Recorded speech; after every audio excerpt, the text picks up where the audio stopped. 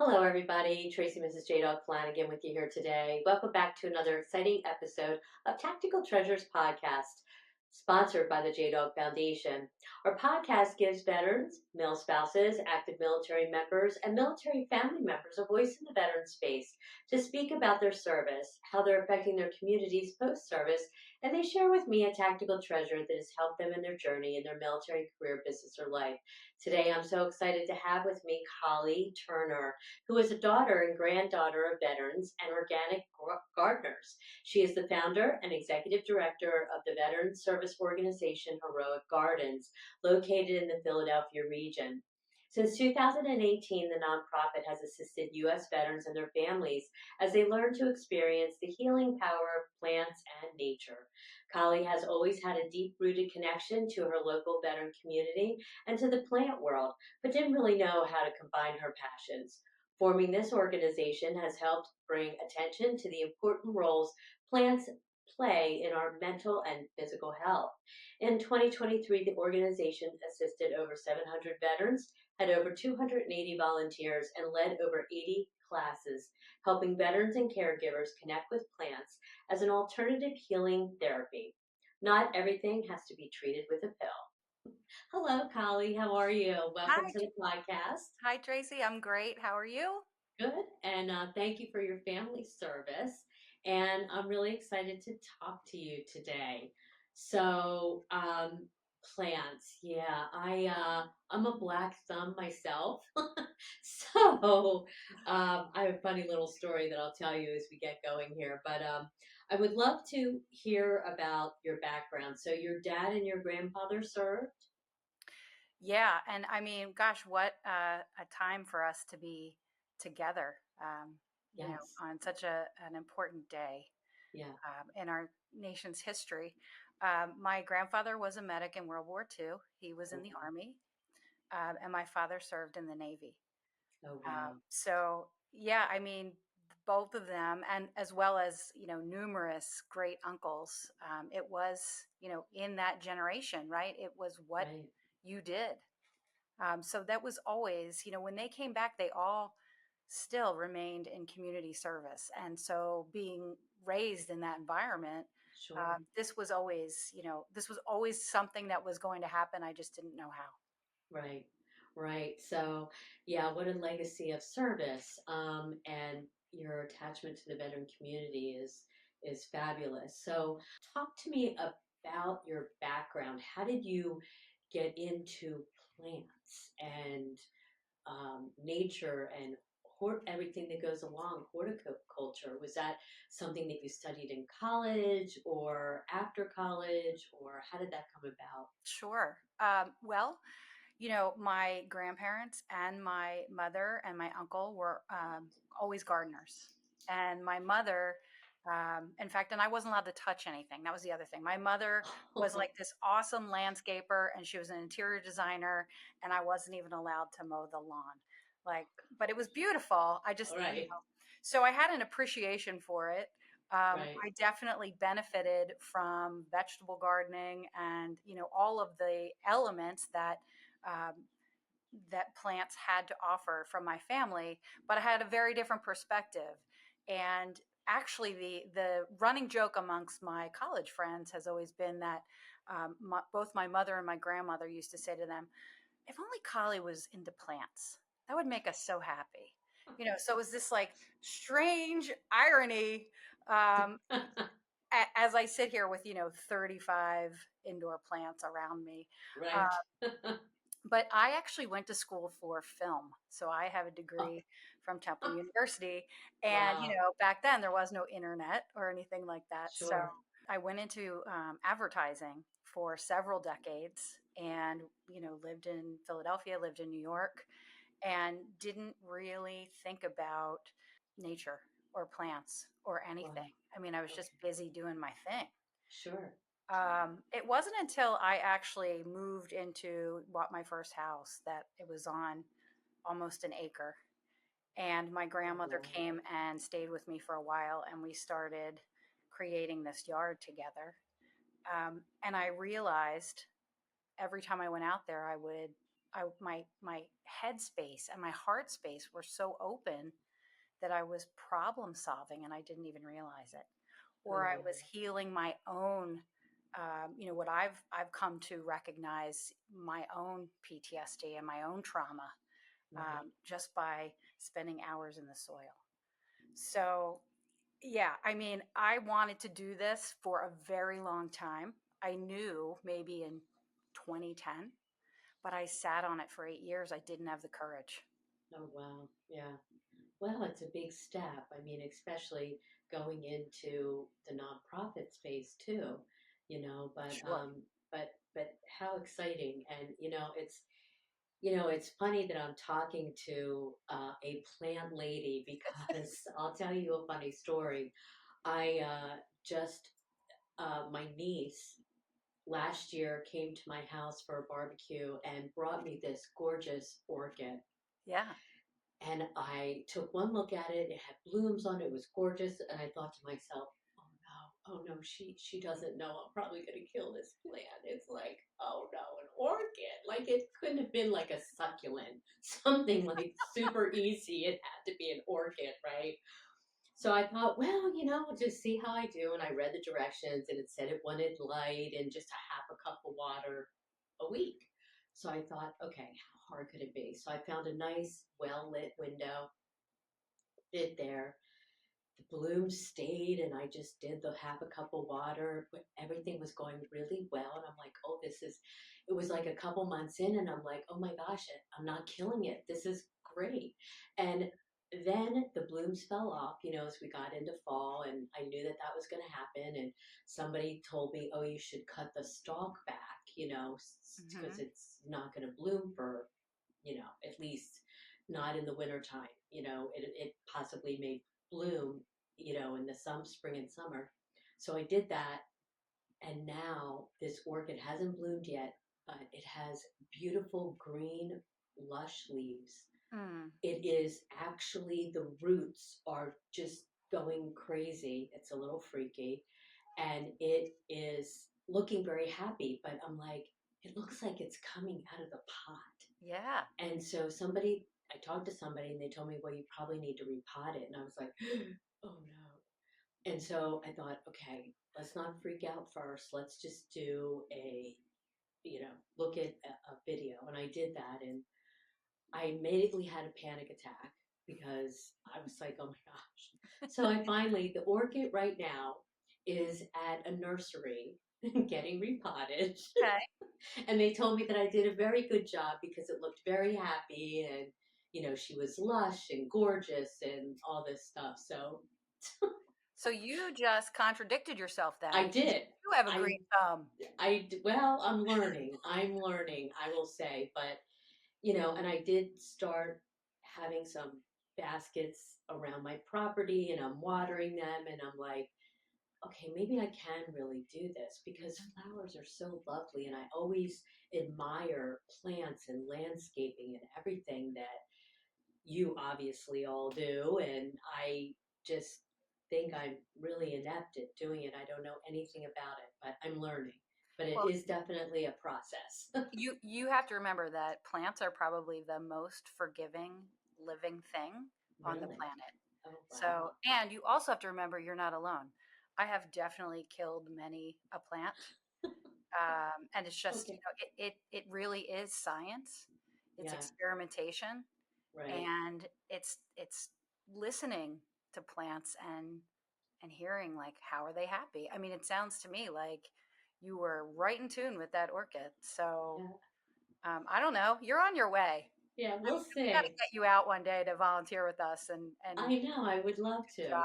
I would love to. So, on that note, this is about Heroic Garden. So, I would love to know 2018 happened, right? And how did you get started? Tell me about Heroic Garden. That is the $1 million question because in 2018 I set up the website. I put up some flyers around town, and trying to get volunteers, trying to figure out how to recruit veterans that we could work on their properties. I mean, it was a very naive concept. It really was. We will come to your house and we will help you landscape. Well, Wow. and I also got connected with a couple of or other organizations where they invited me to events to have a table, like an information table. So a couple things happened. One, not one person called me, and that's fine, right? Because that's how it is, right? When you're Right. first starting, Sure. I had no collateral. I remember going to an event, and all I had was my laptop, and the nonprofits around me had brochures and swag and all this stuff, and a story and a mission, and all I really had was a brand and like a concept, and I remember me and one of our board members saying to someone like, imagine basil plants on your porch, like, just Right. you can grow tomatoes. And people are like, yeah, I have I already have too many plants. Like, there was no, we didn't understand how to even like objection handle somebody Right. saying, I have I don't have a green thumb, or I don't want this. Right. But it was great learning, and it also just helped me build my own tenacity, right? Okay, so it wasn't then. And it's the old, like, it's never no, it's just not now. Right. Um, Sure. and it gave us time to sort of form, right, to do all of our paperwork, our 501c3, form our board, develop our bylaws. So the things that most nonprofits, a lot of times they'll just start. Right. I felt very fortunate that I sort of reverse engineered it, and did all of that and got that out of the way first. Sure. Um, Yeah. but it wasn't until 2019 that we got our first opportunity, and it actually was in West Philadelphia. Wow. I saw it on the news. It was the former Veterans Comfort House, and it had been changed into Haven Women. And I Right. called the executive director and I Yeah. said, "Wow, this looks beautiful, but the outside doesn't look pretty good. Could we come in and do this for you for free?" Oh, wow. And she said yes. So we learned a lot of lessons on that project. One, we learned always ask where the property lines are, because we actually renovated an area that didn't belong to the house. Oh, So dear. there's that, right? That's a great Right. learning. Yeah. I actually learned how to drive a backhoe on that project, and it took a long time. We had a 20-year growth of bamboo that had to be removed. May you never have that experience in your life, Tracy. Oh, Just gosh. stay away from it. But, there were 12 women that moved in there, and boy, Right. weren't they wonderful and involved, and very engaged with us and our volunteers, and, and caring for what we had planted. Wow. It also, unfortunately, really drew attention to the fact that the neighborhood, there was someone in the neighborhood who said, I don't want my tenants associated with those people. And just seeing the discrimination of, here are these women that, um, you know, made the decision to serve our country. Right. And so perhaps they were down on their luck, and they were getting a fresh start, Sure. but the stigma associated with that, it broke my heart. And I Right. knew that, from that moment we were on the right path. Right. Hello, Right. viewers and listeners. I would like to introduce you to the JDog Foundation, which is a 501c3 nonprofit dedicated to the prevention of veteran suicide and the healing of veterans' mental health. 100% of all proceeds received by the JDog Foundation goes directly to several foundations focused on the mission of saving veterans' lives. Each partner is hand-selected by our executive director, Jerry Flanagan, with input from the assistant director, Tracy Flanagan, and the JDog Foundation board members. Our foundation's motto: saving lives, one veteran at a time. Go to jdogfoundation.org to take a look at everything that we're doing there and the organizations that we're partnered with. You can also donate, and there's also a support line if you're in need of help. Thanks. Check us out, jdogfoundation.org. I know Haven Women, so I know who started that. So Yep, we're all kind of connected. absolutely. It's really amazing. And they're doing great work there too. Helping out women veterans.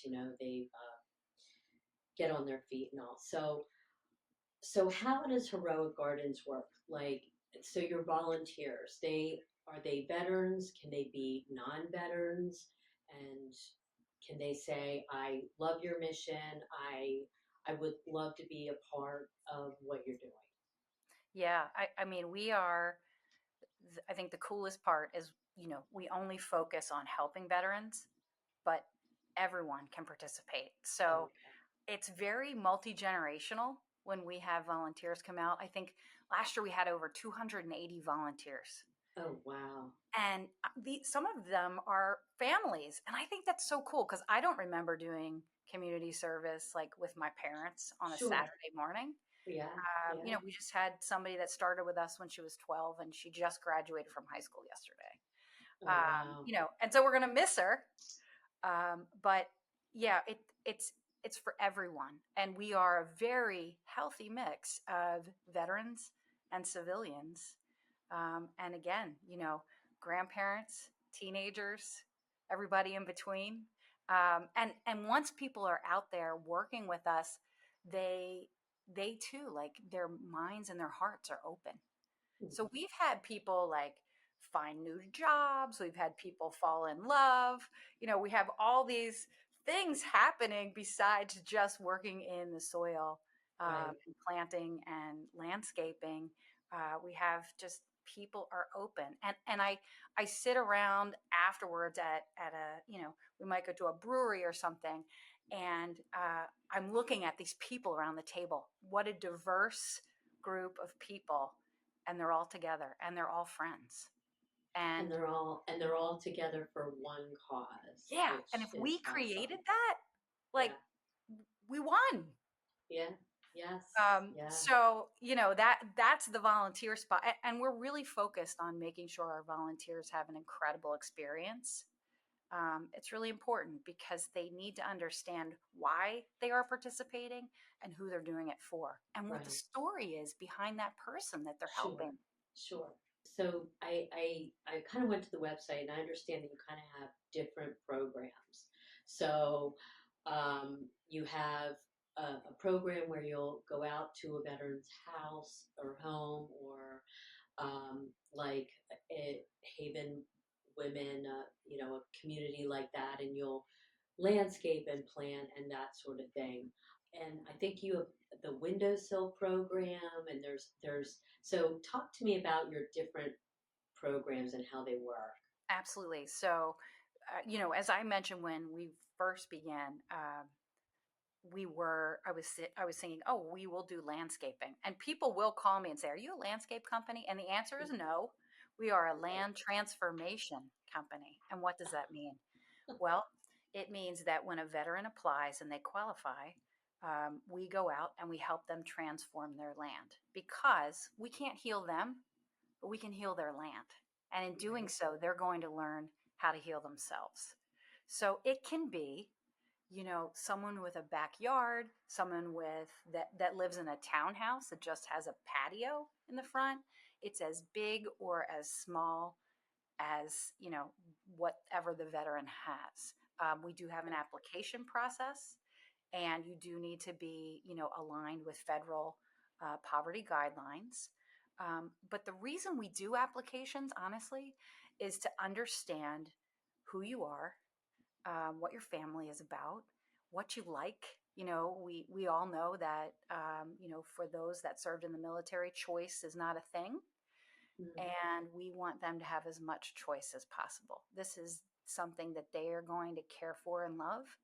So we do all the upfront work, and that's why we have an application process. So we do, I want to say, probably 2 private homes a year.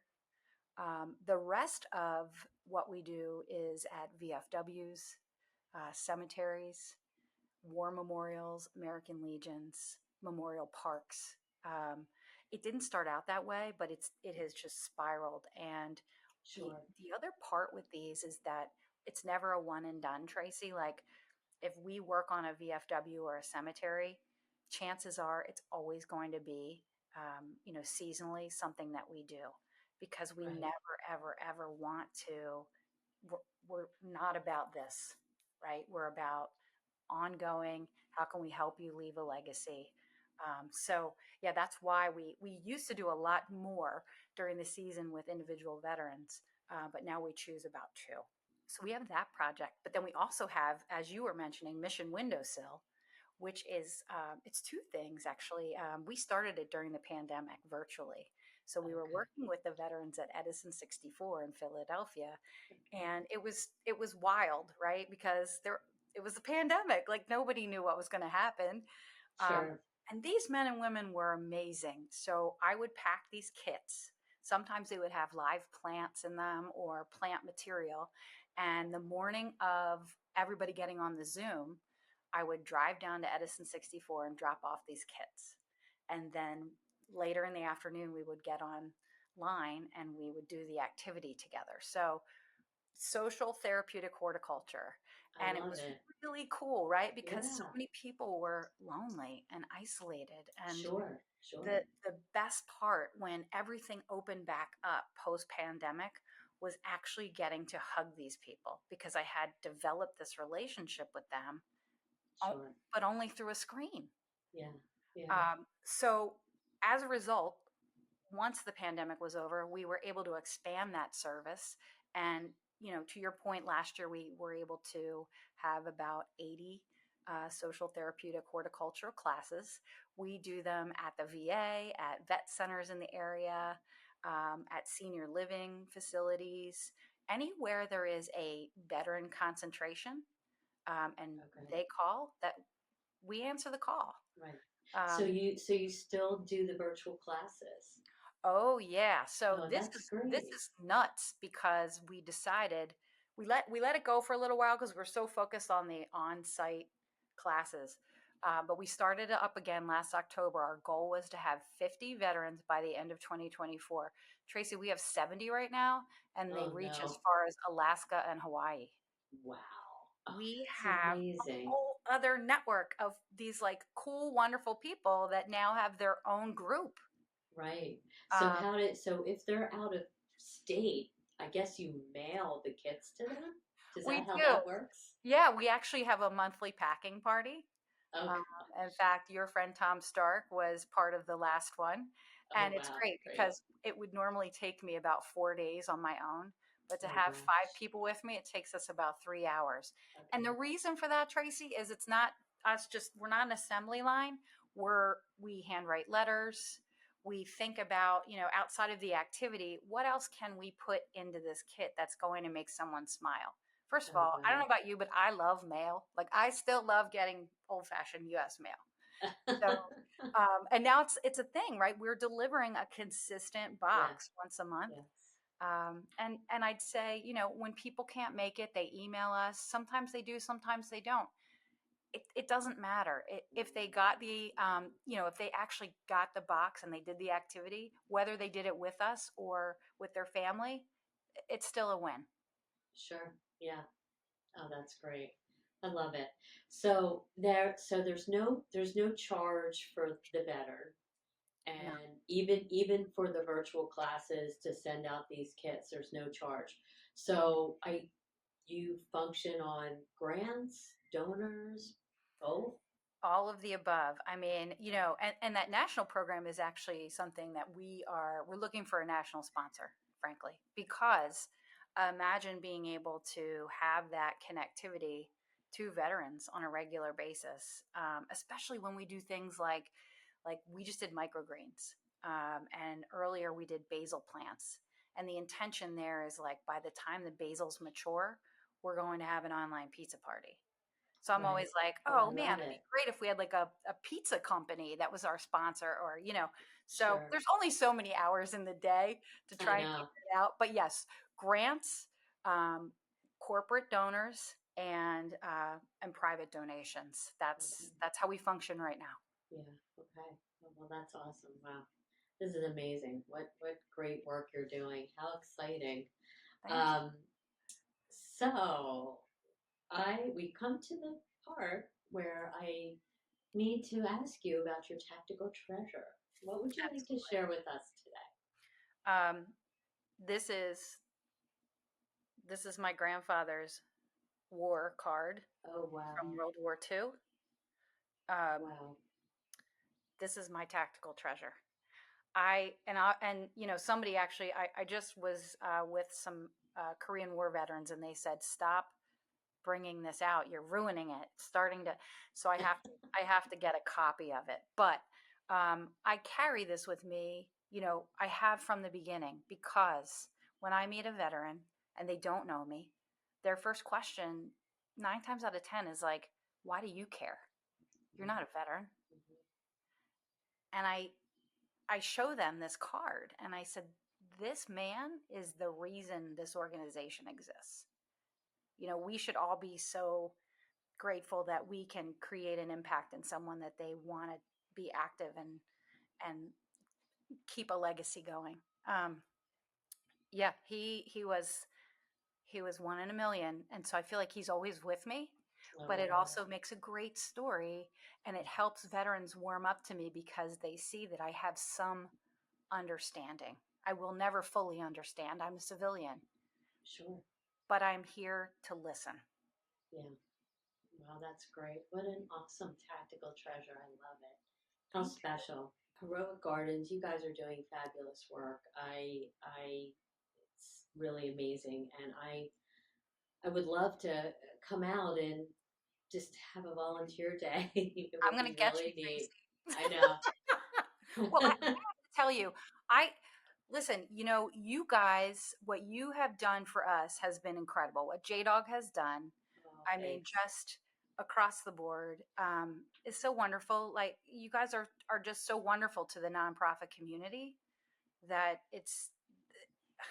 there are no words. Like, just please keep going, because Oh, there are so thank many you. nonprofits out there that need you.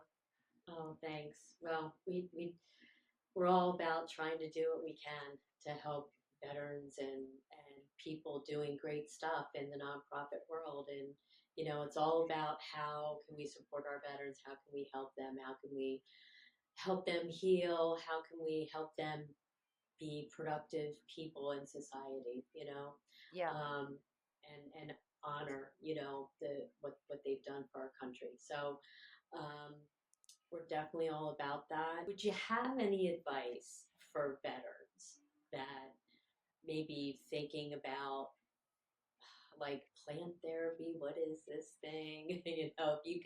If you could wrap it all up in one little paragraph as to why they should look into plant therapy, what would Um, you say? well, one, I would say just show up.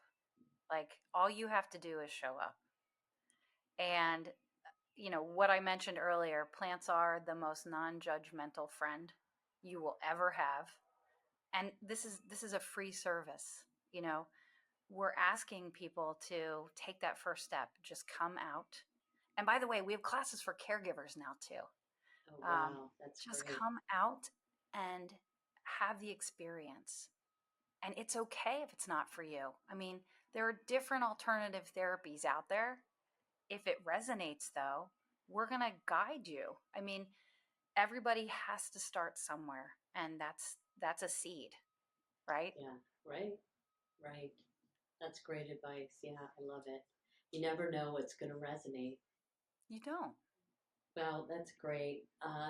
Collie, thank you so much for coming on and sharing everything that you did. It was really fabulous to talk to you, and we're gonna have to get out there. Tom Stark's gonna have to drag me out there because I would love to. I would love to experience, working with plants and getting a little more knowledge and helping a veteran. That would be fabulous. Well, we would love to have you, even if we can get you forest bathing sometime, Tracy. That's a whole other podcast, but uh, we'll get you out there soon. I know we will. Yeah, Thank you so much for having me on. you're welcome. Hello, viewers and listeners. Thank you so much for tuning into this episode of Tactical Treasures podcast. We've just finished up an amazing conversation with Collie Turner, who is a daughter and granddaughter of veterans and organic gardeners.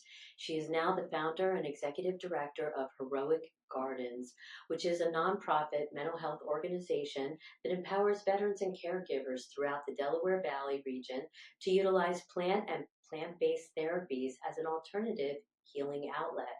Founded in 2018, Heroic Gardens combines compassionate support with evidence-based programs to help veterans and their caregivers overcome conditions related to post-traumatic stress disorder. Heroic Gardens offers veterans and caregivers free programming that will help them experience physical, mental, social, and behavioral rehabilitation through the use of plants and nature. Heroic Gardens was named the 2021 Outstanding Programming recipient from the Mid-Atlantic Horticultural Therapy Network. And in 2022, Heroic Gardens received a commendation from the Department of Veterans Affairs for their Mission Windowsill program, just one of the top 5 programs in the country, recognized in partnership with the VA. Currently, Heroic Gardens is investing in quantitative data reporting so that they may create a benchmark, not only for the work they do, but for other organizations that focus on alternative healing. The work all organizations do is critical and can be difficult to measure because these wounds of war can be invisible. For more information, to find out how to get involved, go to heroicgardens.org. Again, thanks for joining us. You can find our Tactical Treasures podcast on all your favorite podcast streaming platforms, as well as Vet TV, American Grit, and our dedicated YouTube channel. We are now airing on Reach Across America Radio on Thursdays at 7 p.m. Eastern. And if you missed that, please be sure to join us on Saturday at 1 p.m. Eastern.